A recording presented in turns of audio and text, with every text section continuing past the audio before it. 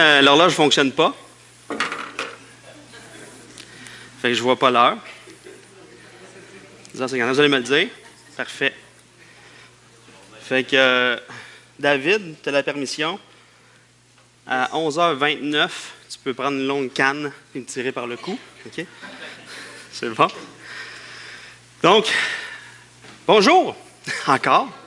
Aujourd'hui, on va faire le dernier message de la trilogie sur la révélation de Dieu. Et ce matin, je commence par quelque chose de très, très simple que vous connaissez tous. C'est sûr que vous connaissez tous ça. Je vous lis ce verset. Je vous lis ce verset.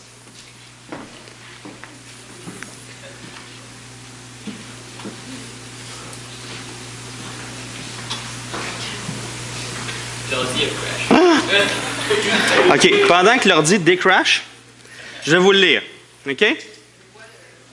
Non, je ne vous dis pas la référence.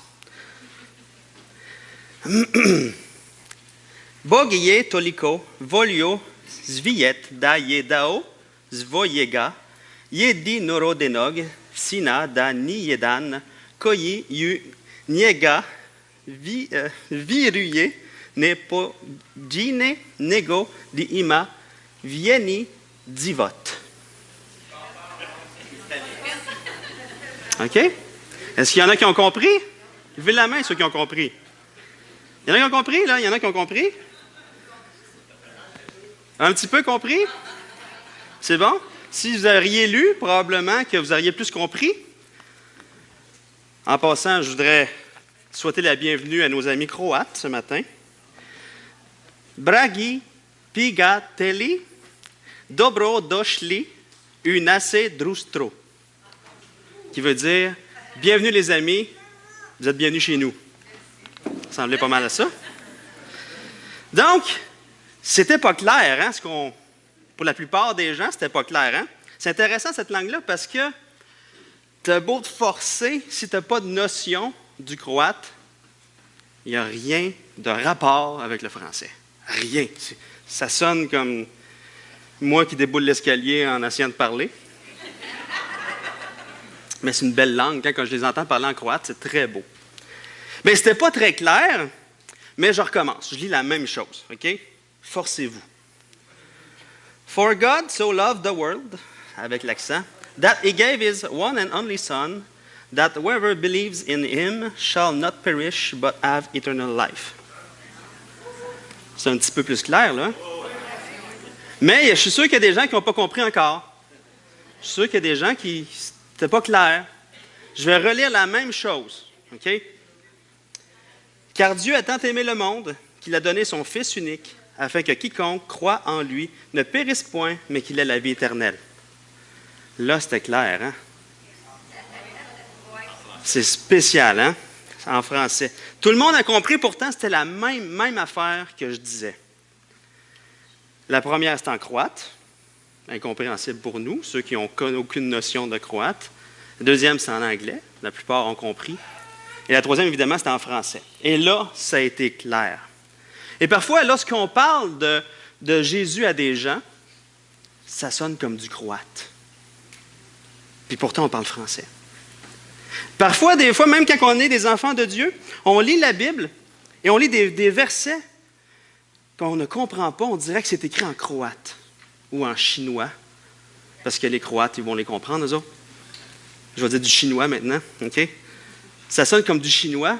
Tu dis chinois dans la salle? Et on ne comprend pas, du mandarin. On ne comprend pas du tout. La Bible, la parole de Dieu contient des vérités spirituelles et on doit avoir une illumination du Saint-Esprit pour nous aider à comprendre ces choses-là. Ça doit absolument. Et l'illumination fait partie de la révélation.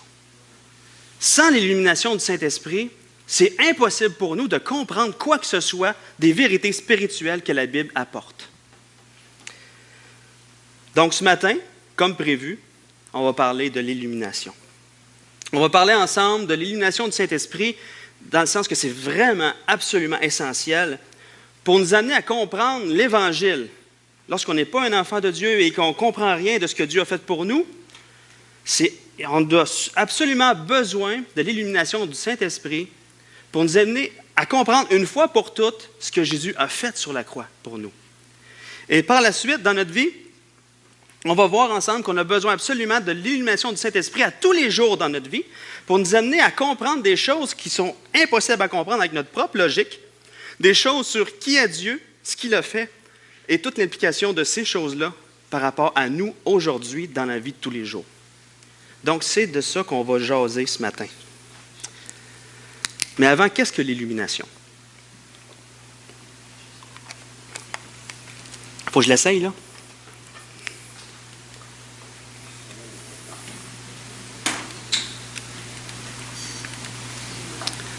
OK. C'est bon. Super, merci les techniciens en informatique. Ça arrive des fois. Les choses plantent. Donc, qu'est-ce que l'illumination? Selon un docteur en théologie qui s'appelle René Pache, l'illumination est le secours surnaturel accordé par l'Esprit de Dieu aux lecteurs de l'Écriture sainte pour qu'ils en saisissent le divin message. Un livre inspiré par l'Esprit ne peut être compris que grâce à une intervention de l'Esprit. C'est ça l'illumination, selon René Pache. Robert Raymond, un autre docteur en théologie, définit l'illumination comme suit. L'œuvre du Saint-Esprit qui permet généralement aux chrétiens de comprendre, de se rappeler et d'appliquer les Écritures qu'ils ont étudiées. Donc, l'illumination est quelque chose de surnaturel qui vient de Dieu pour nous amener à comprendre des choses qu'on ne comprendrait pas sans cette action-là de Dieu. John Stott a dit un jour, « L'illumination du Saint-Esprit est indispensable pour comprendre le sens de la parole de Dieu. Autrement, il ne nous dit rien, ou bien nous comprenons tout de travers. » Sans l'illumination du Saint-Esprit, on a bien beau avoir toute la parole de Dieu, mais on ne comprendrait pas. On comprendrait pas. Et c'est ce que la parole de Dieu dit dans 1 Corinthiens 2,14. Il dit, « Mais l'homme naturel n'accepte pas les choses de l'Esprit de Dieu, car elles sont une folie pour lui. Il ne peut les connaître parce que c'est spirituellement qu'on en juge. » Les choses qui appartiennent au monde spirituel doivent être révélées, nous être révélées par le Saint-Esprit. On a besoin d'un déclic. On a besoin d'un déclic qui vient du Saint-Esprit. Ce déclic-là, c'est comme si, quand on apprend l'algèbre, je m'en souviens, secondaire 3, je pense, j'étais là, voyons donc. Et cette semaine, juste pour le fun, là, Normand, il va dire, OK, X égale 25, là. Bon. Cette semaine, j'étais là, ça faisait 20 ans que je n'avais pas touché à l'algèbre. Je me suis dit, je vais juste avoir du fun, je vais juste l'essayer. Je me suis trompé 3 fois. Juste cette petite chose-là pour en arriver X égale 25, puis c'était ça, finalement. Mais ça prend, quand on apprend l'algèbre, vous allez tous passer par là, probablement, ou vous allez tous passer par là. Ça prend vraiment le déclic. Sinon, voyons, comment ça fonctionne, je ne comprends pas. C'est complètement impossible. Puis là, pouf, tu te rends compte que le petit égal est comme une petite clôture. Puis quand que le 5 part d'un bord, bien, il s'en va faire l'inverse de l'autre côté. Ah, là, je viens de comprendre. Et là, quand tu connais ça, cette base-là, bien, tu arrives à faire des problèmes de plus en plus difficiles d'algèbre. Et ça prend ce déclic-là. Et l'illumination du Saint-Esprit, c'est comme ça. Tu as quelque chose d'incompréhensible qui est de l'algèbre, là, puis là, pouf, tu viens à comprendre. Quelqu'un a dit, un auteur que j'ai lu dernièrement a dit, l'illumination, c'est quand tu arrives, tu es devant quelque chose que tu ne comprends pas, puis là, ça passe par un « Ah, là, je viens de comprendre. » Hein? On a tous vécu ça, hein? Quelque chose, même par rapport aux Écritures, « Ah, ça, je ne comprends pas, puis ah, là, je viens de comprendre. » Quelque chose qui était incompréhensible, qui devient clair et limpide. Donc, ce qu'on vient de voir, c'était qu'est-ce que l'illumination. Et elle est vraiment importante. Parce que comme je disais la semaine dernière, il y en a qui sont des théologiens incroyables, qui connaissent la Bible sur leurs doigts, qui peuvent répondre à toutes les questions par rapport à la Bible, mais qui ne connaissent pas Jésus personnellement. Et ça, c'est triste. Ça prend vraiment le déclic. Ils voient que la Bible Oui, elles parlent de Jésus. Oui, ils savent que Jésus a donné sa vie pour le pardon des péchés dans l'histoire, mais ils voient ça comme un livre historique seulement, mais ils n'arrivent pas à faire le lien entre ce que la Bible dit puis leur vie personnelle. Il y a quelque chose qui ne fonctionne pas, et c'est là que ça prend vraiment l'illumination du Saint-Esprit.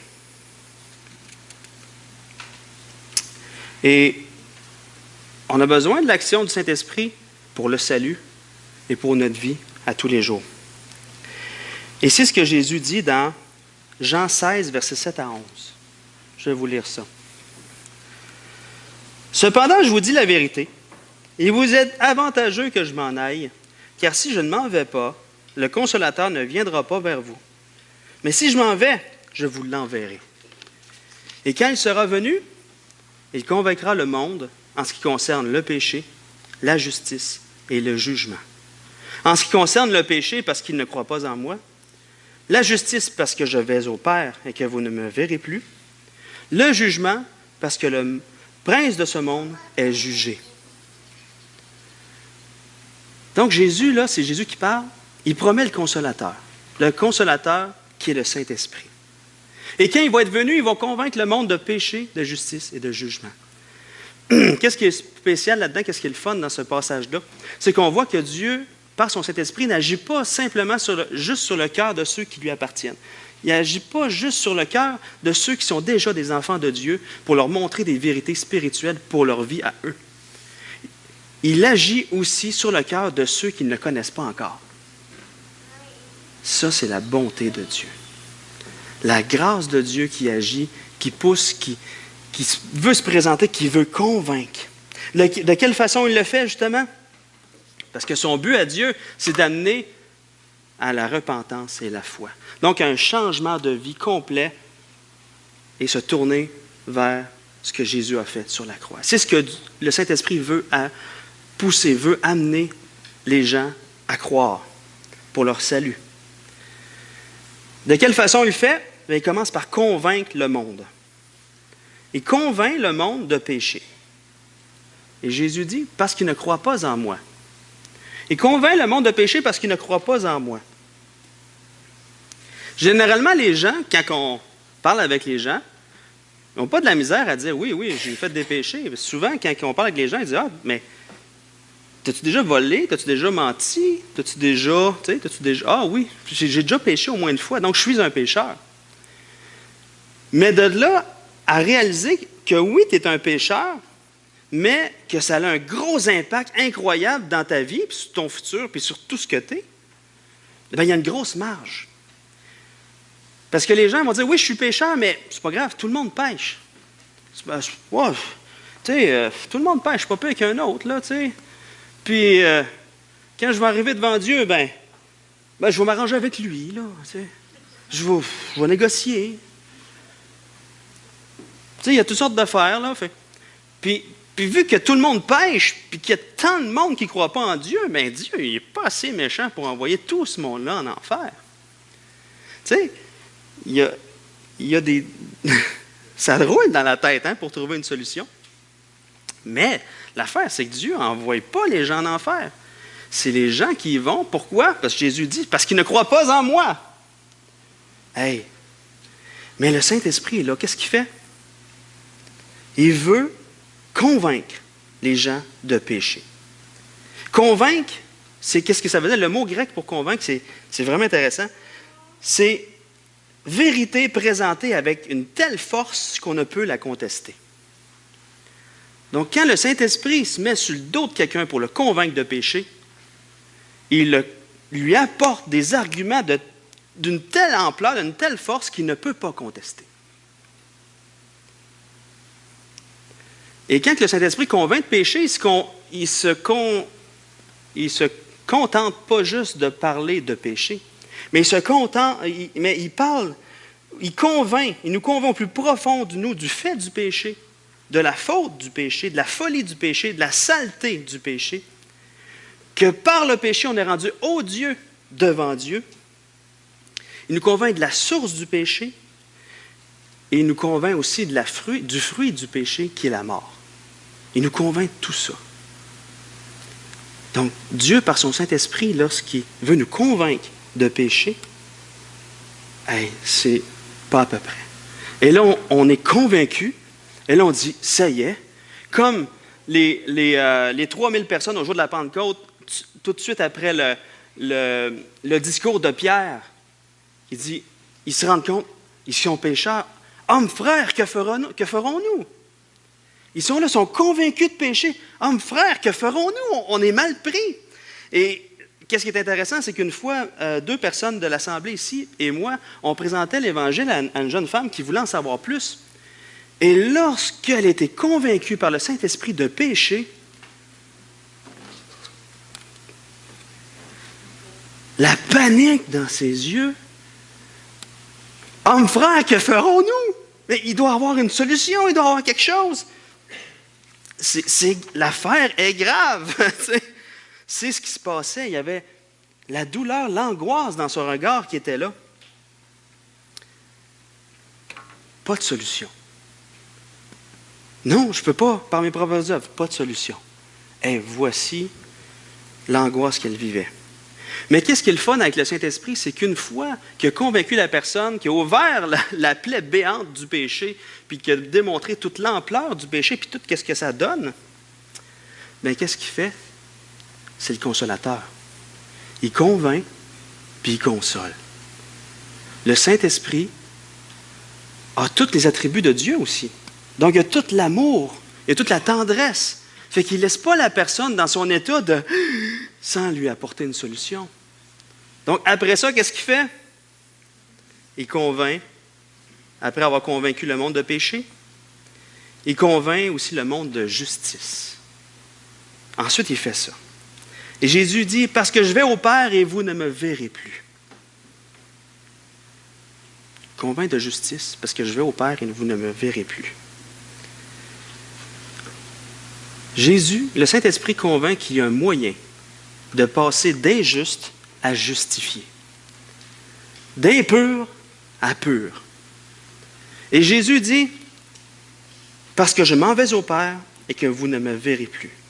Quand il dit ça, il est en train de parler de sa mort, de sa résurrection et de son ascension. Il est en train de parler que par sa mort, par sa vie parfaite, parce que sur la croix, il y a eu une transaction incroyable qui s'est achevée complètement. La perfection de Jésus est tombée sur nous. Notre imperfection est tombée sur Jésus. Ce qui fait qu'il n'y a plus de condamnation pour nous. C'est complètement fini pour nous, la loi du péché et la mort.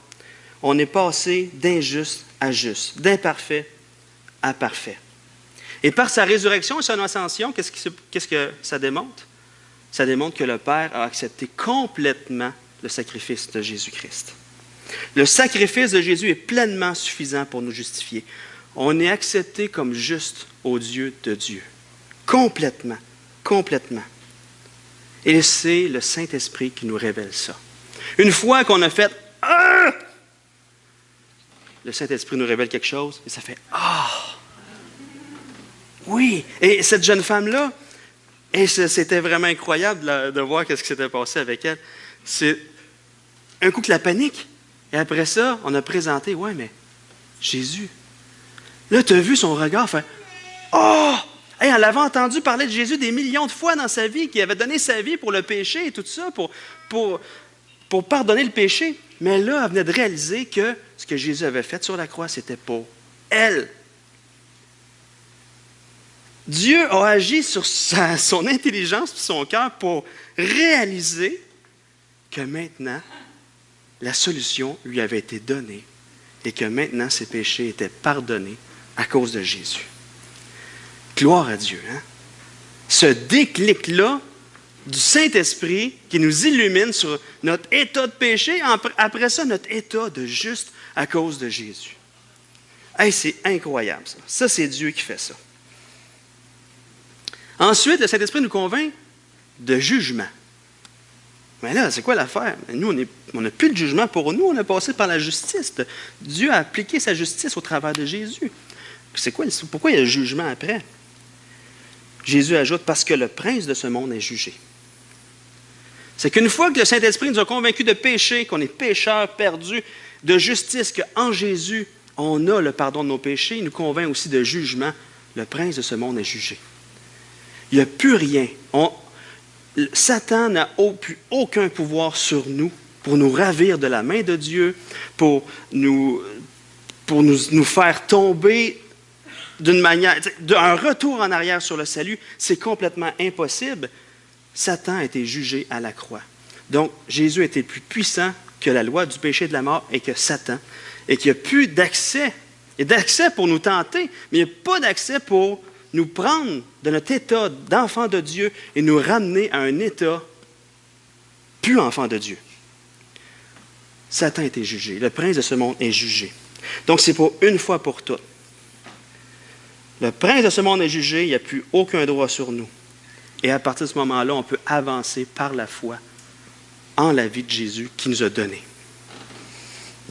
C'est le Saint-Esprit qui nous convainc de ça aussi. Cette illumination-là du Saint-Esprit qui fait qu'on peut marcher sans danger parce que le prince de ce monde est jugé. Il n'y a rien qui va nous enlever de cet état de justice devant Dieu, maintenant. Et c'est la bonté de Dieu qui nous amène là. La bonté de Dieu qui se révèle à une personne qui ne se croyait pas perdue, qui a maintenant, wow, il faut qu'il se passe quelque chose. Et ça s'est déjà passé, c'est Jésus qui l'a fait. Et maintenant, par la foi, tu peux marcher parce qu'il n'y a plus rien qui peut t'atteindre. Incroyable. C'est la bonté de Dieu qui fait ça. Mais maintenant qu'on est des enfants de Dieu, qu'on a mis notre foi en Jésus, pour le pardon de nos péchés, mais le but de Jésus de nous sauver, ce n'est pas de nous laisser là. OK? Bon, j'étais un crotté. Maintenant, je suis un crotté pardonné, mais je ne change pas. Tu sais? Non, avec Jésus, tu es un crotté, tu n'es plus un crotté. OK? Bon, les enfants ne sont pas là, je peux te dire ce mot-là. Mais il ne veut pas nous laisser dans un état d'enfance avec lui, de balbutiement. Il veut nous faire grandir. Il veut nous amener à sa ressemblance de plus en plus. Il veut nous amener à refléter qui lui, il est. Complètement. Mais souvent, en tant qu'enfant de Dieu, au début de notre conversion, au début qu'on se tourne vers Jésus pour le pardon de nos péchés, là, il y a un changement qui se fait. Et tout d'un coup, pouf, il y a une stagnation. Mais qu'est-ce qui se passe? Pourquoi on dirait qu'on a une croissance spirituelle anormalement lente? C'est qu'à partir d'un moment donné, on dirait qu'on devient occupé à combattre contre la chair, le monde et Satan. Nous-mêmes. On devient occupé, on devient mêlé dans notre tête, qui fait qu'au lieu de regarder la grâce, puis la puissance, puis la victoire qu'on a en Dieu, on se dit, ouais, mais OK, non, mais j'ai ça dans ma vie, j'ai ci dans ma vie, là, je dois le combattre. Et là, ça peut même nous amener, jusqu'à un moment donné, à douter de notre salut. Ouais, mais si je suis un enfant de Dieu, pourquoi je fais encore ces choses-là? Et ça nous ramène constamment en arrière, constamment en arrière. Et je me souviens, moi, j'ai mis ma foi en Jésus quand j'avais 8 ans. Et de l'âge de 8 ans, pourtant, là, j'avais mis ma foi en Jésus là, pour le pardon de mes péchés. Mais de l'âge de 8 ans à 17 ans, à toutes les fois que je péchais, je disais, mais voyons, ça tournait dans ma tête, je ne grandissais pas. Pourquoi? Parce que j'étais constamment en train de douter. Ah, mais ça veut dire que je ne suis pas un enfant de Dieu. Ça veut dire que mes péchés ne sont pas vraiment pardonnés. Ça veut dire, pourquoi je continue à faire ça? Voyons, jusqu'à l'âge de 17 ans, ça a été un combat. Jusqu'à temps que le Seigneur se révèle à moi d'une manière spéciale au travers de la Bible, qui disait simplement, mais si tu as péché, Jésus plaide pour toi. Tu es son enfant, Jésus il est devant le Père, puis il plaide pour toi. Et ce qu'il voit là, c'est Jésus, même si tu pêches. Tu es un enfant de Dieu. Donc, tourne-toi vers ce que Jésus a fait, que sa grâce continue à couler sur toi constamment, et mets ta foi en lui. Et là, il y a une croissance qui se fait. Sinon, on reste stocké là, Puis on se met même jusqu'à douter de notre salut par moment. Et c'est grave. Donc, à tous les jours de notre vie, maintenant, on a besoin encore de cette illumination-là du Saint-Esprit pour nous faire réaliser des choses sur qui il est et sur l'implication, l'ampleur de l'implication de l'Évangile dans notre vie. On a besoin de cette illumination-là du Saint-Esprit constamment. Pour nous rappeler des choses, pour nous montrer des choses, pour nous aider à comprendre des choses sur qui est Dieu et c'est quoi l'efficacité de l'Évangile dans ma vie. On a besoin de cette illumination-là, on dépend de cette grâce-là de Dieu à chaque jour. Et c'est l'apôtre Paul, dans Éphésiens 1, versets 15 à 23, que les gars ont lu tantôt, que Paul est en train de prier pour les gens d'Éphèse. On lit cette prière-là. C'est pourquoi, moi aussi, ayant entendu parler de votre foi au Seigneur Jésus et de votre amour pour tous les saints, je ne cesse de rendre grâce pour vous. Je fais mention de vous dans mes prières, afin que le Dieu de notre Seigneur Jésus-Christ, le Père de gloire, vous donne un esprit de sagesse et de révélation dans sa connaissance. Qu'il illumine les yeux de votre cœur pour que vous sachiez quelle est l'espérance qui s'attache à son appel, quelle est la richesse de la gloire de son héritage qu'il réserve aux saints, quelle est envers nous qui croyons l'infinie grandeur de sa puissance, se manifestant avec efficacité par la vertu de sa force. Il a déployé en Christ en le ressuscitant des morts, en le faisant asseoir à sa droite dans les lieux célestes, au-dessus de toute domination, de toute autorité, de toute puissance, de toute dignité et de tout nom qui peut être nommé, non seulement dans le siècle présent, mais encore dans le siècle à venir.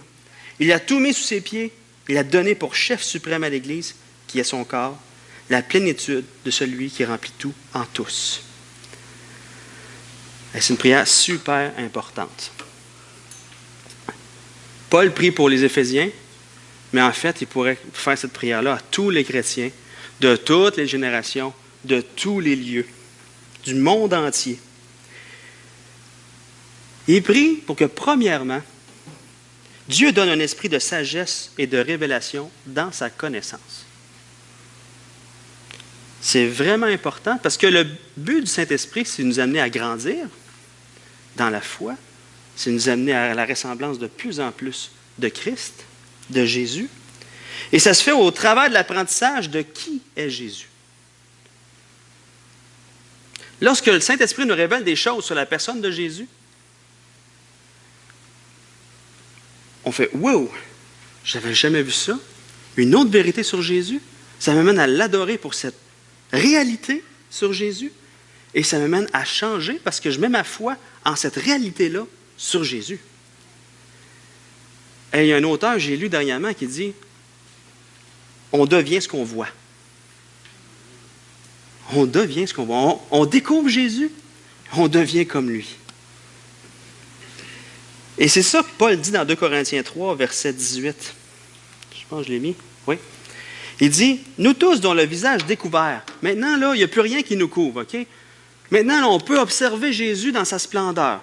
Parce qu'il n'y a plus rien, il n'y a plus le péché qui nous voile, il n'y a plus la loi, il n'y a plus rien.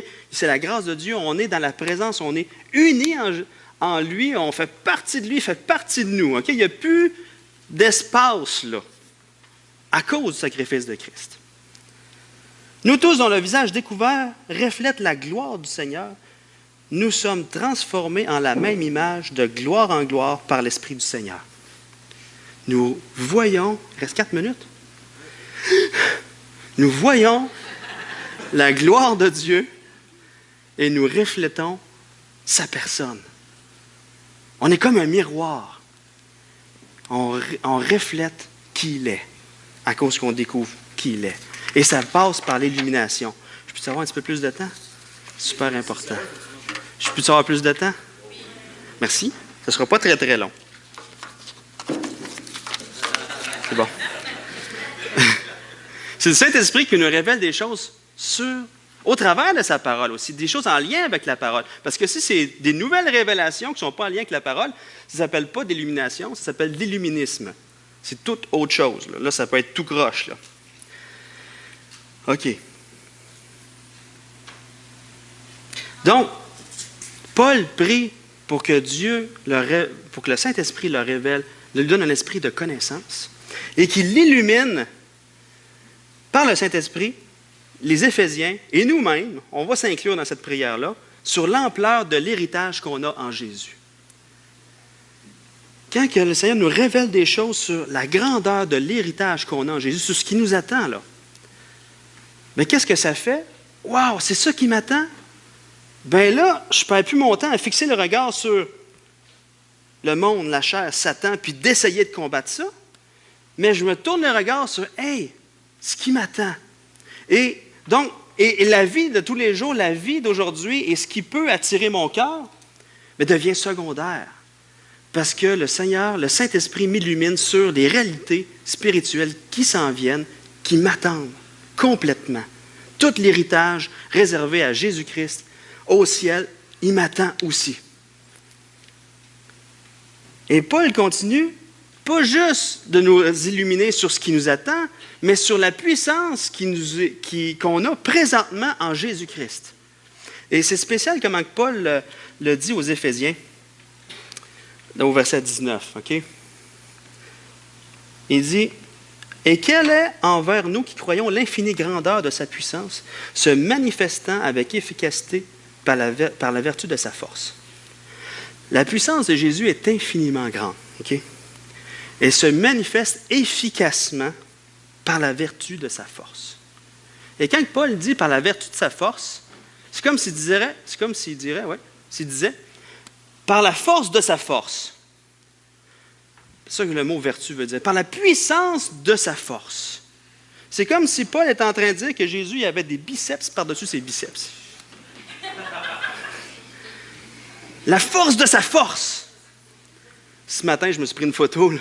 Je suis mis là.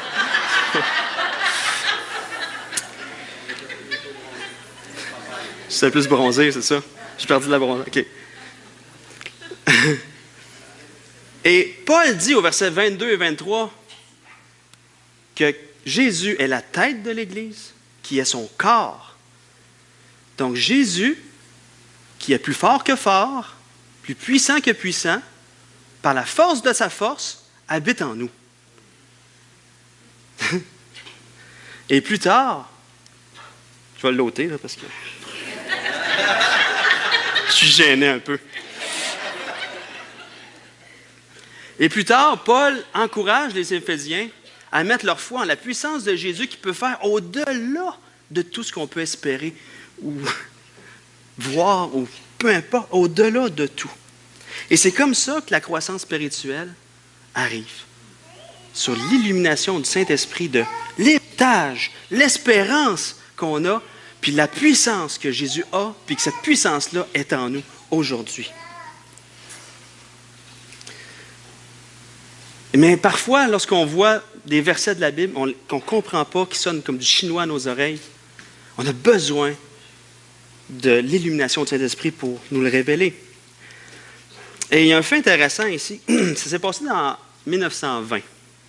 Il y avait un propriétaire de plusieurs journaux aux États-Unis, un homme très riche, qui était un très grand collectionneur d'œuvres d'art. Il s'appelait William Randolph Hearst. Ce monsieur-là, un jour, il avait lu quelque chose sur une œuvre d'art incroyable. Cette œuvre d'art-là, il en était rendu malade. Là. Il était malade. Il lisait plein de choses sur cette œuvre d'art-là, puis les choses racontaient comment cette œuvre d'art-là était incroyablement belle, puis il y avait plein de choses cachées. Tu sais, des fois, dans les peintures, hein, il y a des artistes qui cachent des choses. Il y avait plein d'affaires cachées là-dedans, puis elle valait très cher, cette œuvre d'art. Fait que là, il demande à un de ses gérants, de ces gars qui avait engagé, là, tu vas me trouver cette œuvre d'art-là, puis tu la jettes à n'importe quel prix. Je te signe un chèque en blanc. Là. Le gars, pendant plusieurs mois, il cherchait. Il va partout, dans plein de pays, pour chercher, dans plein de musées, pour chercher cette œuvre d'art-là. Après plusieurs mois, il arrive. Le gars, il dit, « Monsieur, cette œuvre d'art-là, vous l'avez déjà. Elle est depuis plusieurs années dans vos entrepôts. » Et des fois, en tant que chrétien, on est comme ça. On demande à Dieu de nous aider, de nous donner la puissance pour faire telle chose, nous donner la force pour accomplir des choses. Oh, ça a retourné tout seul là, excusez. On demande des choses à Dieu, mais Jésus dit un peu, là, je veux juste ouvrir les yeux de ton cœur pour que tu puisses voir que cette puissance-là est déjà en toi, parce que moi, je suis en toi. On a besoin de l'illumination. Mais comment recevoir cette illumination-là? Simplement comme David dans le psaume 119 qui dit, il dit constamment, là, il demande à Dieu de l'éclairer, de l'illuminer. Ouvre mes yeux pour que je contemple les merveilles de ta loi. Enseigne-moi, Éternel, la voie de tes statuts. Donne-moi l'intelligence pour que je garde ta loi. On a besoin, on a juste à aller devant Dieu et de demander, Seigneur, illumine les yeux de mon cœur. Seigneur, je voudrais connaître l'ampleur de cet héritage-là. Je voudrais découvrir l'ampleur de ta force. Et tout ça, le Seigneur nous le montre au travers de sa parole. Et pouf, il y a ah là, je viens de comprendre. Il y a tellement de choses dans l'Évangile qu'on ne saisit pas, que le Seigneur veut juste nous les montrer. Puis on a juste à demander, Seigneur, montre-moi ça. Puis montre-moi là quand je lis ta parole. Et le Seigneur nous illumine. Et des fois, on vit de l'angoisse sur un sujet. On vit des choses, on vit des perturbations. Et là, on a besoin que le Seigneur illumine nos yeux sur cette chose-là ou sur la chose qui lui appartient, qui est en nous, qui va nous amener à passer au travers de ça. Seigneur, éclaire-moi sur ça. Des fois, on lutte avec un péché. Seigneur, tu as eu la victoire sur le péché. Montre-moi l'ampleur de cette victoire-là pour que je puisse me l'approprier. Des fois, on doute de notre salut. Seigneur, montre-moi cet héritage-là qui m'appartient une fois pour toutes et comment te régler à la croix une fois pour toutes pour que je puisse arrêter de douter. Des fois, on doute de son amour. Hey, dans Romains, il a une liste longue de fous, qu'il n'y a rien qui peut nous séparer de l'amour de Christ. Des fois, ça m'arrive d'avoir peur devant des situations. Je dois rencontrer quelqu'un ou quelque chose qui me semble vraiment un tricotage terrible et tout ça. Et Seigneur, montre-moi que je n'ai pas à avoir peur. 2 Timothée 2,7, comprends ce que je dis. Que le Seigneur te donnera de l'intelligence en toutes choses. C'est réglé. Je peux y aller par la foi. Seigneur, tu vas me donner de l'intelligence. C'est incroyable. Des fois, on a l'impression, on vit une difficulté, on vit une épreuve, puis on a l'impression que Dieu est loin. Seigneur, révèle-moi que tu n'es pas loin. Et voici, je suis avec vous tous les jours jusqu'à la fin. Il est là. Et une fois, je me souviens juste avant le voyage missionnaire à Amos, je vais terminer là-dessus. 1 minute? Hey, je ne suis pas si pire. Ça faisait comment d'1 minute que vous me disiez? C'est ça? C'est rare, je dépasse, là, hein? Ah, OK. J'ai dépassé. OK. Juste avant d'aller à Amos, je termine avec ça. Non, il ne faut jamais dire ça, parce que des fois, on ne termine pas avec ça. Juste avant d'aller à Amos, j'étais là, puis tu sais, il y a 40 personnes. 40 personnes différentes, 40 personnes de caractères différents et tout ça. Et là, je regardais les listes des noms de personnes, puis je me disais, oh, moi, je déteste qu'il y ait des conflits, surtout quand on part en mission et tout ça. Et là, je dis, OK, cette personne-là, si je le mets avec cette personne-là dans une équipe, ça va faire des flamèches. Cette personne-là, puis peut-être, mais là, ça faisait tout un casse-tête de montage d'équipe. Et je me souviens, je l'avais partagé à Greg, j'ai dit, Greg, j'ai l'impression que le voyage à Amos va être juste du chiolage. Fait que là, un matin, j'ai des abeilles, on a 3 ruches, moi et mon beau-frère. Un matin, très tôt, je m'en vais dans le champ voir les abeilles, juste avant le voyage à Amos. Et là, c'est vraiment le fun parce que tu marches dans le champ, la rosée, ça faisait beau. C'est super bon pour la santé mentale. T'sais. J'allume l'enfumoir. L'odeur de la fumée dans le fumoir pour les abeilles, c'est vraiment incroyable. Je rouvre la ruche. L'odeur du miel, là, c'est beau. Et là, je regarde ça. Je vois les abeilles en train de travailler. Ils travaillaient. Il n'y en a pas une qui chicanait. C'est des abeilles. Ils sont 150 000 dans la ruche. Ça travaille, tout ensemble, à l'unisson. Ça fait des petites danses pour dire où est-ce qu'il y a les fleurs, pour dire où est-ce que les autres, il faut qu'ils aillent. C'est vraiment incroyable. Le Seigneur, au travers de ça, qui est la révélation naturelle de Dieu, en lien avec la révélation spéciale qui est la parole de Dieu, me disait, regarde, ça c'est l'Église. Ça, c'est les personnes dans l'Église. Et je suis capable de faire vivre des abeilles qui n'ont pas d'esprit d'une manière vraiment harmonieuse comme ça pour une mission, nourrir la reine, puis aller chercher du miel et tout ça, polliniser. Puis je ne suis pas capable de faire quelque chose pour des 40 personnes qui partent en mission, que moi j'ai décidé qu'ils partent en mission. Là, j'ai fait, oh! Seigneur, j'y vais par la foi. Je mets ma foi dans le Saint-Esprit que tu as mis dans les gens, qui va faire qu'il n'y aura pas de chicane. Parce que c'est toi qui es au milieu de nous, et c'est toi qui nous remplis d'amour les uns pour les autres. Et c'est toi. Donc, j'ai laissé tomber le contrôle. Mon contrôle, j'ai pris les choses en main. Seulement ce que Dieu pouvait faire, je l'avais pris en main. Et qu'est-ce qui est arrivé? Premièrement, on est arrivé là-bas, il n'y a rien qui s'est passé comme ça devait. Bon. Puis deuxièmement, zéro conflit. C'est Dieu qui avait tout arrangé. Nous, à cause que Dieu a tellement aimé le monde et qu'il a donné son Fils, afin que quiconque croit en lui ne périsse point, mais qu'il ait la vie éternelle, on a tout reçu par la grâce. Tout reçu par la grâce. Le Seigneur veut que nous saisissions par la foi tout ce que nous avons reçu par la grâce. Comme ça, on va refléter l'image de Jésus. Et ça va démontrer à tout le monde qui nous entoure que c'est une réalité que Dieu nous a tellement aimés qu'il a envoyé son Fils pour nous sauver. Que l'Esprit du Seigneur nous illumine, nous fasse comprendre la profondeur de l'implication de son Évangile dans notre vie et que notre transformation lui rende gloire. Amen. Amen. Bon dimanche. Je vous laisse gérer le temps, les gars.